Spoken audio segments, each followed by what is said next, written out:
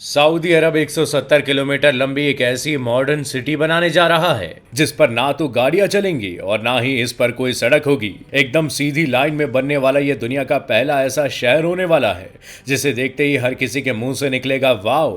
जिसे साल 2030 से पहले कंप्लीट करना सऊदी क्राउन प्रिंस मोहम्मद बिन सलमान का अनोखा ख्वाब है। और आज के इस वीडियो में हम आपको सऊदी के उस फ्यूचर प्रोजेक्ट के बारे में बताने वाले हैं जिसके पूरे होने का इंतजार पल के बिछाए किया जा रहा है। तो जानने के लिए वीडियो को पूरा देखिएगा। जैसा कि हम सब जानते हैं कि सऊदी किंग का परिवार दुनिया में सबसे अमीर परिवारों में से एक माना जाता है। अमेरिकन बिजनेस मैगजीन फोर्ब्स और विकिपीडिया के मुताबिक सऊदी का यह अमीर परिवार 1.4 ट्रिलियन डॉलर का मालिक है। वहीं अगर इस अमाउंट की बात लोकल करेंसी में की जाए तो ये करीब 1050 अरब रुपए में आका जाता है। आसान भाषा में समझा जाए तो दुनिया के टॉप मोस्ट बिलियनियर यानी जेफ बेजोस, बिल गेट्स और मार्क जकरबर्ग और एलन मस्क के साथ साथ दुनिया के टॉप 17 बिलियनियर्स की दौलत को मिला भी लिया जाए तो वो भी ये सऊदी के किंग की दौलत की बराबरी नहीं कर सकती। बता दें कि सऊदी के शाही खानदान की दौलत का हिस्सा इनको यहाँ से निकलने वाले तेल से मिलता है, लेकिन ऑयल निकलने से पहले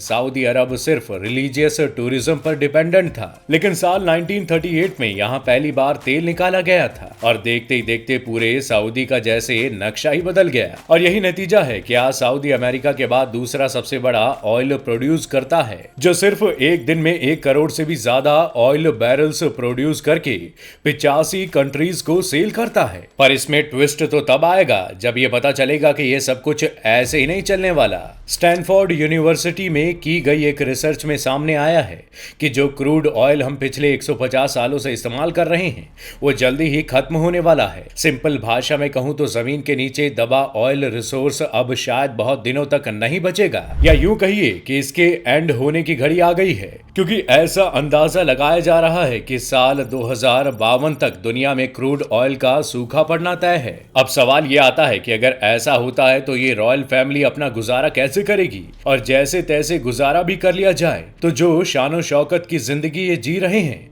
क्या वो ऐसे ही बरकरार रह पाएगी। वो कहते हैं ना कि दिमाग तो सबके पास होता है लेकिन उसका इस्तेमाल कोई स्पेशल ही कर पाता है। बता दें कि क्राउन प्रिंस मोहम्मद बिन सलमान ने अभी से ही सऊदी को ऑयल की डिपेंडेंसी से अलग करने का फैसला किया है, जिसके लिए उन्होंने तैयारी भी शुरू कर दी है। और ये बात तो हम सब जानते हैं कि सऊदी अब वेस्टर्न टूरिज्म को प्रमोट कर रहा है और उसके लिए जो सिटी बनाई जा रही है वो दुबई से भी ज्यादा एडवांस होने वाली है। और ये कहना बिल्कुल गलत नहीं होगा कि फ्यूचर का ये शहर इतना अलग होने वाला है कि जहां हमने शहरों को एक जगह से फैलते देखा है वहीं ये शहर एक स्ट्रेट लाइन में तैयार होने वाला है जिसकी लंबाई करीब 170 किलोमीटर के आसपास होगी और सिटी का नाम नियोम रखा गया है। दरअसल ये सिटी सऊदी अरब की इकोनॉमी को डाइवर्सिफाई कर देगी। दोस्तों, मोहम्मद बिन सलमान जो सऊदी किंग सलमान अब्दुल अल अजीज के बेटे हैं और वही अनऑफिशियली पूरी कंट्री को चला भी रहे हैं, उनके मास्टर प्लान में 2030 तक सऊदी को ऑयल की डिपेंडेंसी से हटाना भी शामिल है। नियोम सऊदी अरब के ताबुक प्रोविंस यानी प्रांत में बनाया जा रहा है। इसकी एक साइड गल्फ ऑफ एकाबा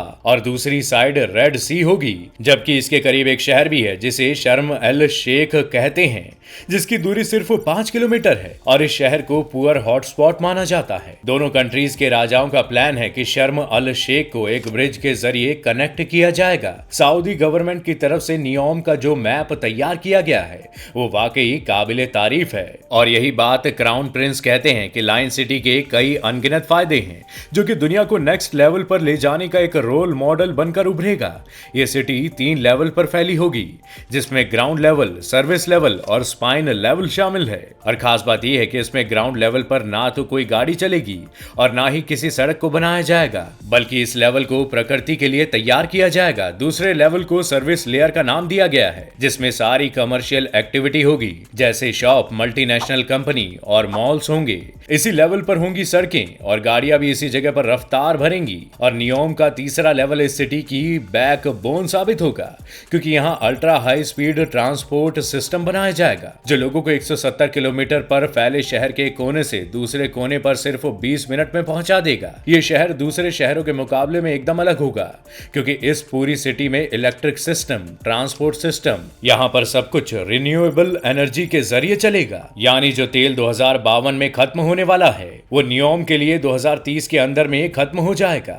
ये लाइन सिटी जब रेड सी के किनारे से गुजरेगी उसका ज्यादातर हिस्सा 4,500 फीट ऊंचे पहाड़ों से भी गुजरेगा और इसीलिए सऊदी गवर्नमेंट ने इस हिस्से को ट्रोजीना का नाम दिया है। इसमें इस प्रोजेक्ट के कंस्ट्रक्शन के लिए किसी भी पहाड़ को नुकसान नहीं पहुंचाया जाएगा बल्कि इसी नेचुरल लैंडस्केप की ब्यूटी को इस्तेमाल करके इसे बनाया जाएगा, जहां एक vertical village, outdoor ski resort, transport system, health centre और लग्जरी एंटरटेनमेंट सेंटर भी बनाए जाएंगे। दोस्तों, इस लाइन सिटी की जियोग्राफिकल लोकेशन ऐसी रखी गई है कि दुनिया की 40% पॉपुलेशन यहां 4 घंटे में पहुंच सकेगी और सऊदी किंग का टारगेट यहां 2052 तक 1 अरब की भीड़ को अट्रैक्ट करने का है। अब इतना कुछ सुनने के बाद आपने अंदाजा भी लगा लिया होगा कि इस पर खर्चा कितना होने वाला है। तो आपको बता दें कि सऊदी गवर्नमेंट ने इस सिटी के लिए $500 बिलियन का बजट तैयार किया है और मजेदार बात यह है कि इस प्रोजेक्ट पर काम भी स्टार्ट किया जा चुका है और सबसे पहले यहाँ 1000 एकड़ पर फैले रॉयल पैलेस और रॉयल सूट्स को बनाकर तैयार किया गया है। बीच रेगिस्तान में ये खूबसूरत बिल्डिंग सऊदी किंगडम का आराम करने का एकमात्र ठिकाना है। ये इतना लग्जरी है कि इसमें एक प्राइवेट गोल्फ क्लब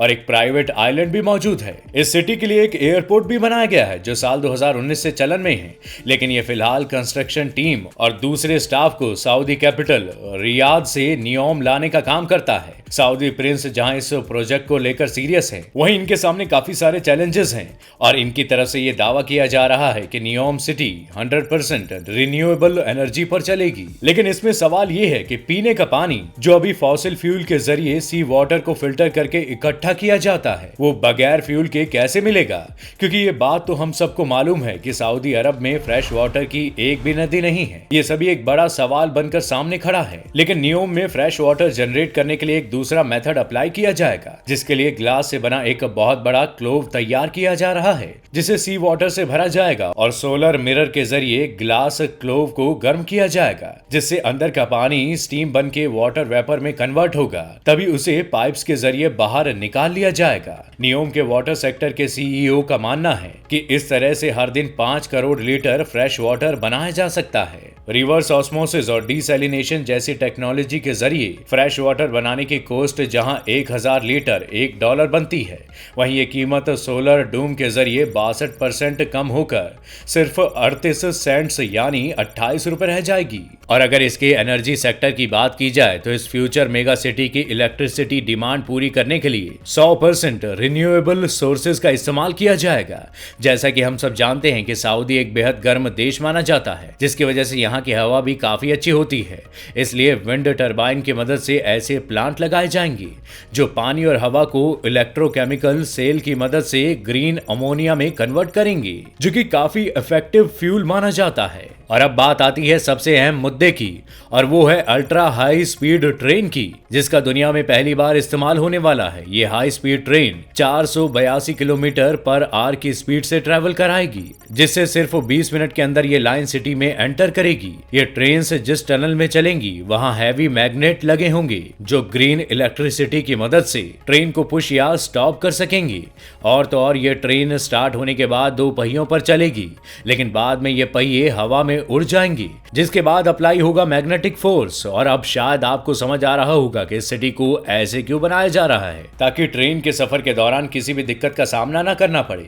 कई एक्सपर्ट्स का मानना है कि इस लेवल की फ्यूचर सिटी और इसमें यूज होने वाली टेक्नोलॉजी को साल 2030 तक बना पाना इम्पॉसिबल है। लेकिन नियोम प्रोजेक्ट का विजन और इस पर की जाने वाली मेहनत से एक बात तो सब क्लियर करती है कि सऊदी किंगडम अपने फ्यूचर को लेकर काफी सीरियस है और वेस्टर्न टूरिज्म को प्रमोट करने की जद्दोजहद में लगा हुआ है। अब जैसा कि हम सब सऊदी अरब को जानते ही हैं कि ये देश कितना एडवांस है और किस लेवल पर काम करना जानता है, तो इसी बात पर आपको वीडियो कैसा लगा ये हमें कमेंट करके जरूर बताइएगा और वीडियो को लाइक शेयर करना ना भूलें। और अगर आपने अभी तक हमारे चैनल को सब्सक्राइब नहीं किया है तो सब्सक्राइब जरूर कर लीजिएगा। आपका बहुत बहुत शुक्रिया।